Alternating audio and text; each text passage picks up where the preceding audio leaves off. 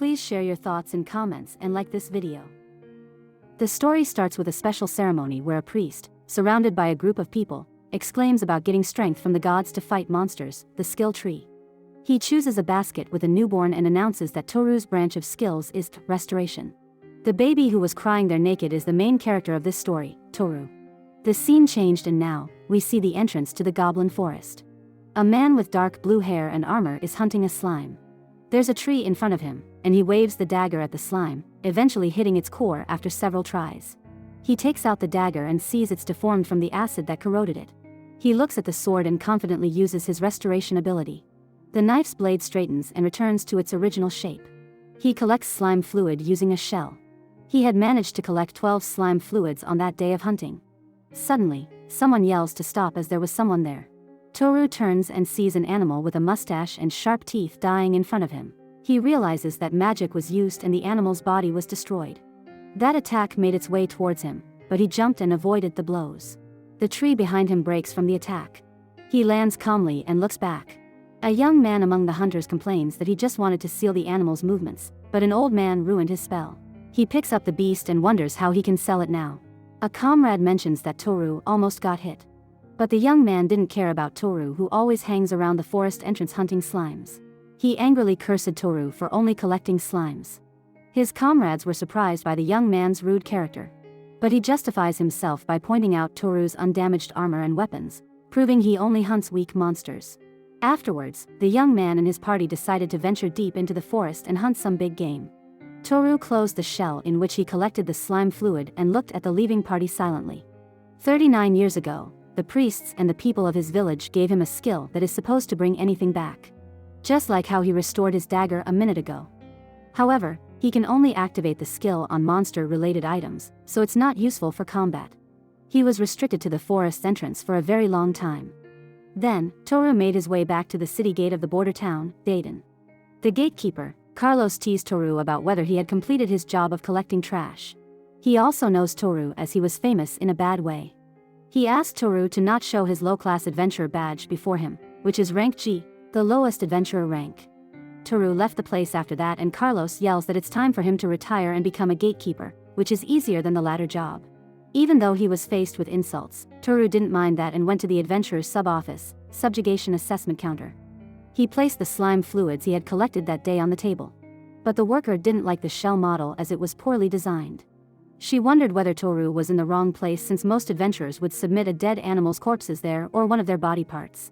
Unexpectedly, a group of friends, including a young man who Toru met previously in the forest, joins them.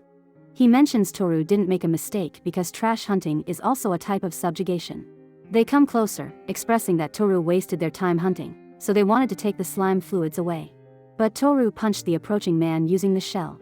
The leader of that group cursed Toru and leaped to attack him, but Toru skillfully dodged that attack, causing the young man to crash into the worker's counter. The worker starts to worry and shake because the slime's fluid splashed on her. She asks what it is and tells someone to call the guards. Another friendly worker comes over, calls the first one Marika, and asks if she really did it again. She turns her head and thanks Toru as always. She seemed to have a friendly relationship with him. The woman scolds Marika, even though the slime fluid was harmless, she wanted her to be careful. Marika argues it's not her fault, and the guards came there and arrested the group. The friendly worker asked Marika to clean up as she would take care of the counter. Meanwhile, Toru placed his hand on the shell. Suddenly, all the slime gathers in the air and goes back into its shell. Even the stain on Marika disappeared, which surprised her. In the end, Toru exchanged one horned mole and 15 slime fluids, which earned him 95 copper coins. She gives the coins to Toru, who leaves with the money. Then Toru goes to the butcher shop, and a man greets him and Toru gives him the animal he killed.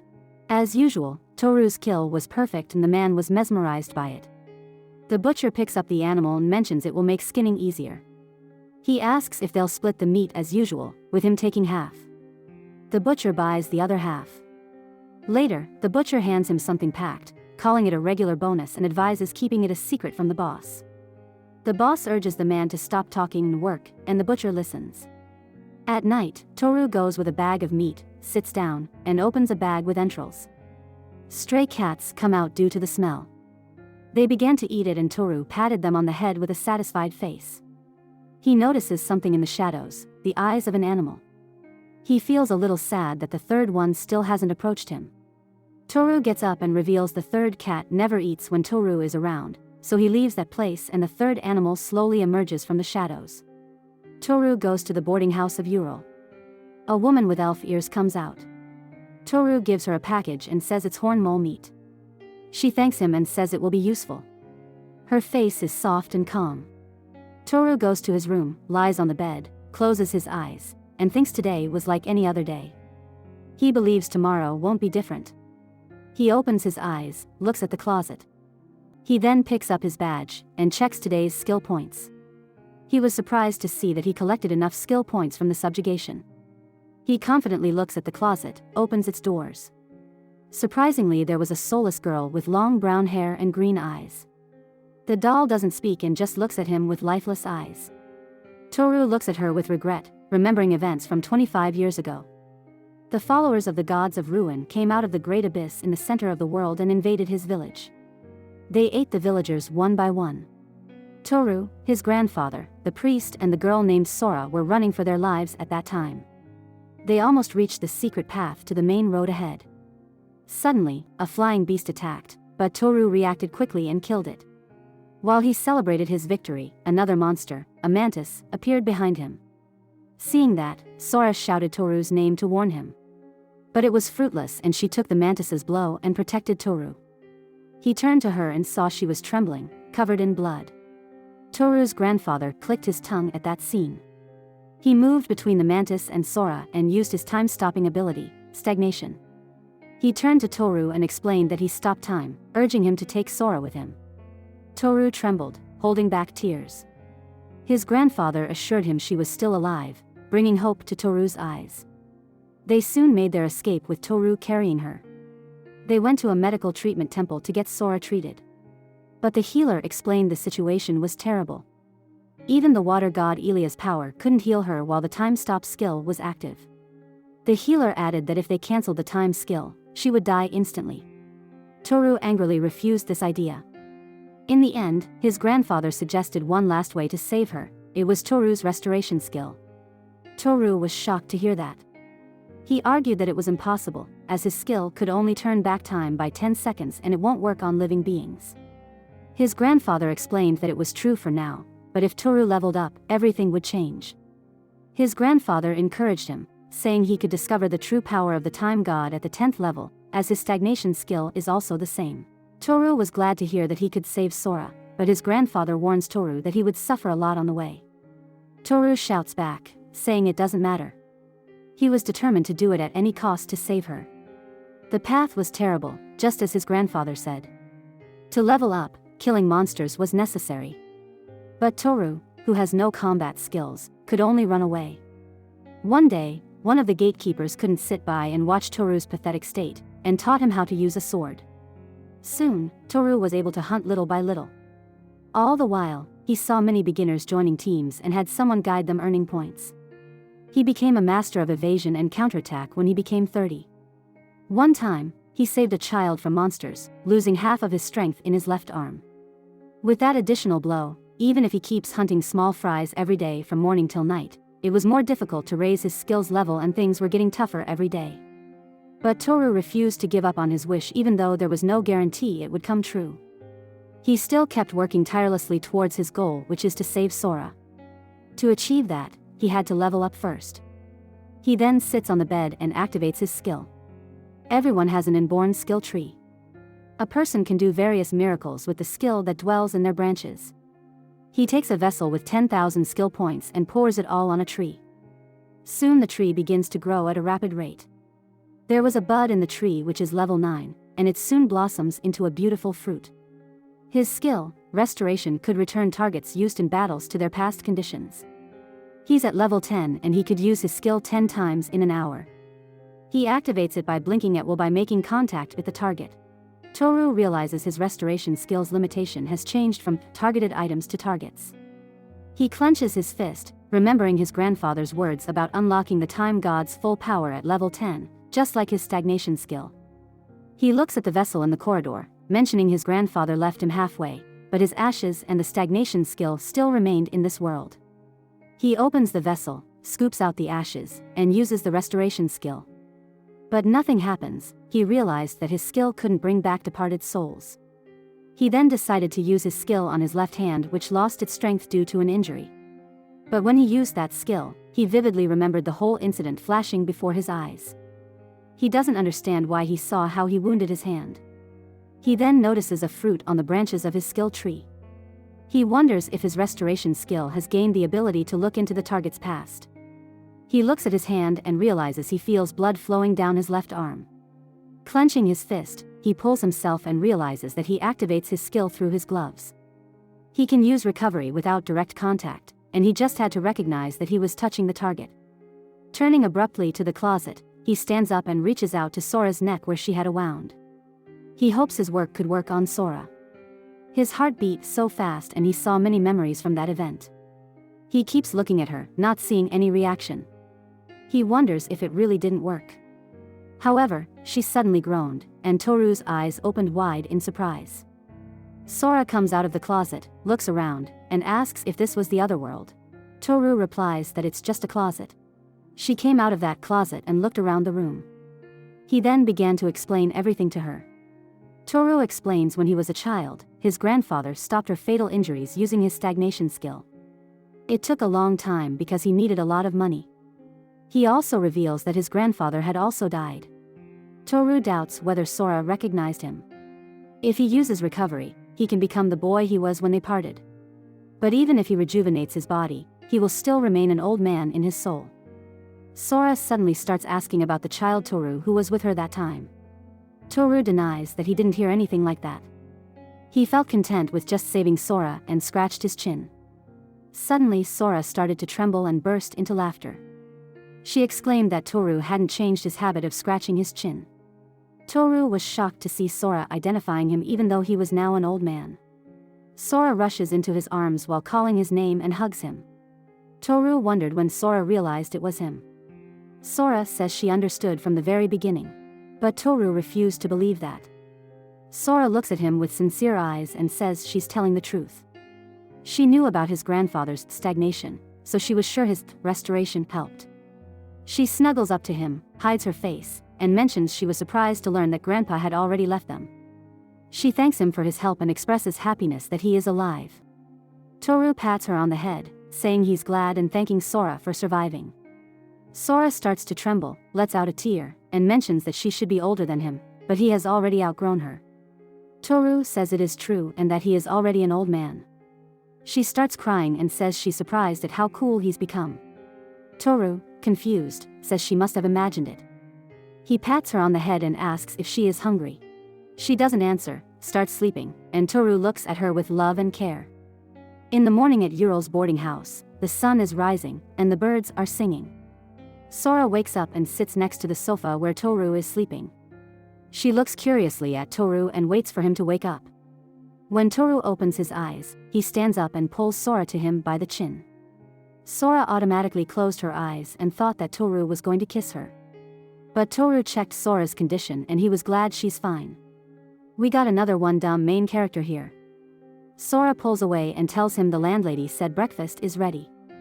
Toru was surprised to see Sora had already met her before introducing them. Sora doesn't answer and shouts to the landlady that Toru has woken up. Toru gets up and goes down to breakfast. Sora at the table was overjoyed as it's her first time eating in the last 25 years. Toru looks at her with indignation, and the landlady was amused by Sora's cute behavior. Toru apologizes to the landlady for bringing someone from his native village so suddenly. The landlady replies that everything is fine and, as a former adventurer, she is happy to support the newcomer. Toru looks at Sora, who is eating her breakfast with doubt. Sora inquired Toru whether she could really become an adventurer. Toru sharply replies that it was a hard job. Sora, with a wide smile and confidence, answers that this is why she wants Toru's help. Toru doesn't say anything about it. Sora changes the subject and asks what kind of meat it is, admiring that it is delicious. The landlady reveals it was a mole's meat and she's glad Sora liked it. Toru was trying to save Sora from the trauma of the massacre in their village. He thought Sora wouldn't be willing to socialize with others. But Sora was mentally stronger than he had thought. He realized he's just getting old. For Sora, everything is a new experience. He watches as Sora happily talks with the landlady. Toru tells Sora they should register her as an adventurer after breakfast. Sora is happy about the suggestion. Toru mentions they need something first. Toru apologizes to the landlady and asks to borrow her armor until he buys something. The landlady agrees, but she worries about its condition as she hasn't used it for a long time. But Toru had no problem with his godly skill. The landlady brought the armor, which turned yellow, and the breastplate has mold and rust on it. Sora happily accepts, and Toru places his hands on those. He used his restoration skill on the armor, making it new. He also got a glimpse of the landlady's adventure using that robe and armor. The landlady was surprised by that, and Toru explains that it was skill restoration. Sora wore those new clothes and posed for them. The landlady complimented Sora for her looks, as the clothes looks like it was made for Sora from the beginning. After that, Toru and Sora left the boarding house. They soon ventured into the marketplace. As they walk, Sora observes the festival-like atmosphere and asks Toru about it. Toru explains that the city is always busy due to being a border town with open counters every day. Toru suddenly stops and suggests Sora continue alone.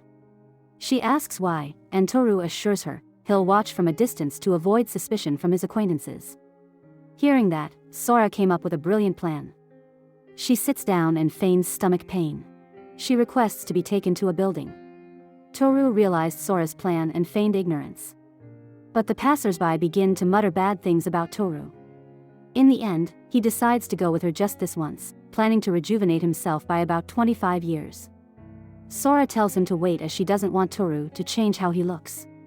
Toru mentions that people around him don't think well of him, and having her around might not be good. Sora asks if he did something wrong. He replies that, at his age, being an adventurer of a lower rank isn't something to be proud of. Sora shouts that she's proud of him. She also asks the landlady about how hard it was to keep on adventuring. It's impossible for a normal person to make it through 25 years, and she was sure she would have given up if it was her. Toru asks if that's true for an old man like him. Sora says he's a cool old man, so it's okay. In the end, Toru agreed to go along with her. She grabs his hand and leads him to the blackboard with announcements for wizards and warriors. Sora asks what it is, and Toru explains it's a bulletin board for requests or invitations to a squad. Sora finds it interesting and asks if he wrote anything. He replies that he never needed to. A group of adventurers who heard that laughed at him. Without minding them, Sora and Toru moved to the counter. The friendly worker greeted Toru and he explained he was accompanying a friend. Sora introduces herself to the friendly worker and she was taken aback by that. The worker inquired about their relationship as she was curious. Sora excitedly says they're planning to become a married couple. Toru shuts her mouth and clarifies that she's from his village, and he had been taking care of her. The worker checks her age and collects the application form. She then gives her a soul analyzer, a tool to examine her skills. Sora extended her hand and placed it on the ball. Soon the ball shined and both of them observed a white branch of a tree inside it. Toru was surprised by that. Before coming there, Toru confirmed Sora's skill using his continuum perception ability. It has more details than the vague soul analyzer. Sora's skill is reverse. It could reverse the target's attack or effect. She could use it 5 times an hour and it could be activated by blinking. The worker mentions that the white tree is very rare, and it's the first time she's seen its magical ability to deflect attacks. Sora explains that in their village, she's the only one with such a skill tree. If she uses it, any attacks bounce back unless they're too fast. Sora recalls the past events when she was wounded fatally by the mantis. Soon all the procedure finished and Sora becomes an adventurer.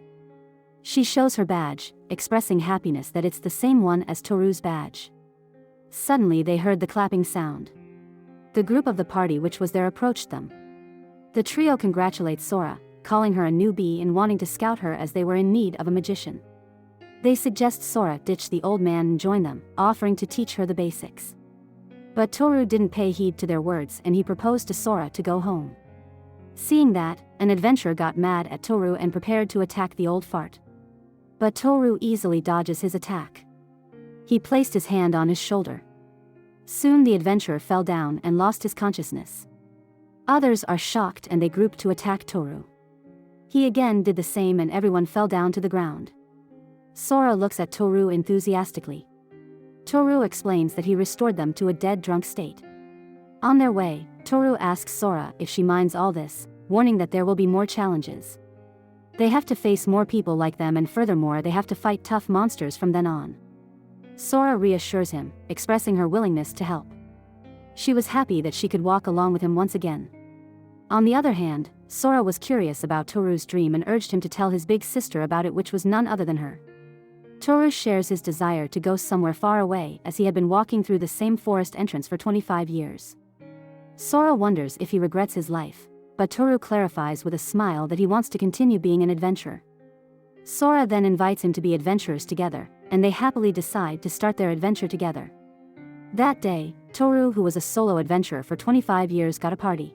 The next day, Toru teaches Sora to navigate the goblin forest. Suddenly, a horned mole appears, and Sora tries to use her skill.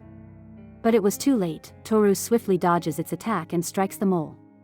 Even though it was injured heavily, it burrows back into the ground. Sora wonders if it ran away. But Toru knew the mole would come back from his experience. He reminded Sora to use her skill correctly. Sora confidently clutches the stick and promises to catch the mole. The mole suddenly comes out of the ground and heads towards Toru. This time Sora watched closely and identified the mole as a target. She uses her ability Reverse, making the mole crash into the shield. The impact destroyed its horn and the mole died. Even though they defeated the mole, Sora destroyed its horn, which was the precious material of the monster. Sora apologizes for that, but Toru reassures her as he could handle it. He used his skill Restoration to fix the horn. Seeing the uninjured mole, Sora wondered whether Toru revived it. He explains that he can only restore the body, not the soul, as it belongs to the gods of creation. All he could do was to restore the body to the way it was when it was still alive. He then cuts off the mole's horn with a knife. Toru continued to use his ability and gathered multiple horns from a single monster. Sora commented that Toru was indeed sly. Toru explains that he wanted to increase the income as their family has increased. He made each wound different to not get caught. Sora was moved by how Toru called them as a family. Sora expresses surprise at Toru's quick dodges. Toru explains he restores his body at different points in space, improving with practice. Sora playfully suggests he touched himself here and there for practice. Suddenly placed his hand on Sora and analyzed her ability. He notices her skill of perceiving space, explaining her excellent mole-catching movements. It was totally different from his time continuum perception. Sora stands ready for a kiss, but Toru turns away, leaving her confused and indignant. Sora could only blame her luck for that. She then went ahead of him after angered by Toru's actions. But the dense Toru didn't understand the reason for Sora's disappointment. He thought about the party's efficiency, where he would take 20 minutes to kill the mole, but now the battle was no more than 3 minutes. It seemed like Toru could venture deep into the forest sooner than he had thought.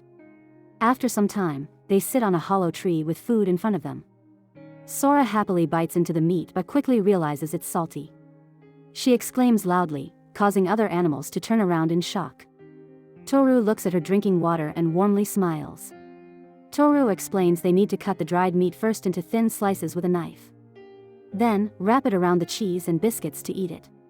Sora criticizes Toru for not telling that beforehand. After using the food like Toru said, Sora found the food to be delicious. Toru asks if she noticed anything on their way here.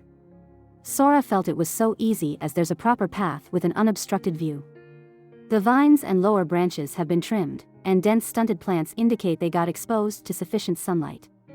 Toru acknowledges her observations and Sora felt proud of it. Toru further explains that the goblin forest next to the city became a logging area. Over time, safe routes were established, trees were pruned, and dangerous animals were driven away. Now, there's a mountain road leading to the middle of the forest, which is famous for its high-quality timber. Sora wonders if they are the forest caretakers, to which Toru suggests they might be more like parasite exterminators. Toru asks Sora about her experience points in her water jug so far. She mentions killing 3 monsters, but Toru corrects her, saying they only get 1 point for killing the mole and the bird together. Sora is upset, but Toru explains that experience is divided among participants and rounded down. In the end, Sora only gained a point for the slime she skilled by herself. Sure, life is hard everywhere. But Sora was moved once again as Toru spent 25 years as an adventurer for her. She hugs him, shouting that he's cool. Toru proposes venturing further into the forest when their skills recover and suggests looking for goblins, which gave this forest its name. As they walk through the green and old trees, they suddenly hear something. Toru warns Sora about goblins hunting in groups and asks her to stay focused. Soon a group of 3 goblins appeared before them. One confronted Toru head-on and the other aimed for Toru's leg. The third goblin tried to sneak behind him and attack. But Toru noticed the 3 goblins beforehand. He easily dodges and strikes back, killing one of them. The other 2 goblins were enraged and leaped at him. But Toru thrusted his sword at one of the goblins' eyes and immobilized it. He then tried to cut the third goblin. But it was quite nimble and dodged Toru's attack in midair. Toru was caught defenseless. But Sora steps in and activates her skill reverse in time and kills the last goblin.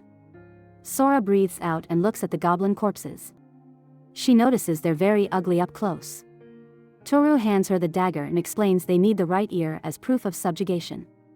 Sora cut the right ear of the goblin.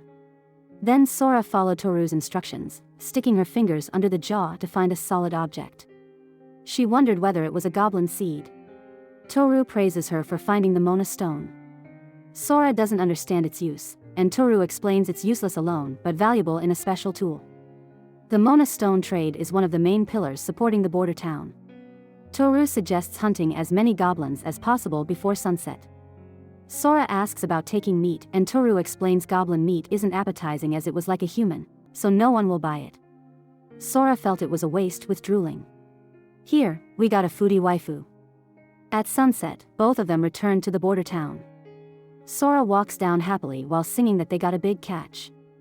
The gatekeeper, Carlos, finds Toru early and asks if he's thinking of retirement. Sora interrupts and thanks him for his hard work. Carlos was surprised to see a cutie there. He inquired Toru about her and believes it was a coincidence she's with him. Suddenly, Sora thanks Carlos for taking care of Toru. As Sora called Toru by his name, Carlos was surprised as it meant she was looking at Toru as a companion. He was perplexed and wondered when Toru, the old man, got such a girl. He then begins to chat about that with his fellow gatekeeper, Riken. The latter had a stiff face at that time and Carlos inquired why he looked like that. The latter dismissed it was nothing. After reaching the adventurer's office, Toru tells Sora to go to the appraiser while he goes to the butcher. As she entered the office, she found that it was fully crowded. Soon she overhears a group talking about their hunting. They discuss an incident, saying one would have died if not for another. Soon one of them notices Sora and calls her a cutie. Sora then greeted them and apologized for eavesdropping. But they didn't mind that and blamed it all on the loudspeaker of that group. Sora thought they had a tough time after listening to their conversations, but the guy with dark hair clarifies they're experienced adventurers, not as they seem. Sora tells them that today she went out for the first time. The latter suddenly asks her to join their group as there is a spot on their team. He proclaimed themselves as an expert in hunting goblins. A girl from the group is upset and asks why he suddenly invites her. Suddenly, Toru comes up to them and asks Sora if she's still in line. One of the guys angrily shouts at Toru for cutting in line. Sora happily waves to him and calls him by name. Toru apologizes and reveals he is with Sora. He walks forward, and the group is confused. At the counter, the friendly worker apologizes to Sora for waiting and asks how her day went. Sora exclaims it was her first day at work and she really liked it. She lays out a bunch of ears and horns, saying it's the loot for today. The group standing behind them were in utter shock after seeing their loot. The worker lists the subjugation of 2 forest slimes, 5 horn moles, 1 sharp beak, and 6 fluids, as well as goblins, totaling 21 subjugations. They also sold 57 mana stones they harvested. She holds out the coins and asks to count and accept them. Toru takes the bag and tells Sora they will go home. Sora turns to the group and appreciates them for inviting her. She then asks them to reveal the secret of killing goblins next time. Meanwhile, the worker calls the group which focuses its sights on Toru and Sora. Those experts only managed to hunt 4 goblins and they were ashamed by their boasting earlier. With that, Toru and Sora finished their first day of hunting. But what trouble waits for the group as they had managed to finish a large-scale subjugations? Please like and subscribe to watch the future endeavors of Toru and Sora.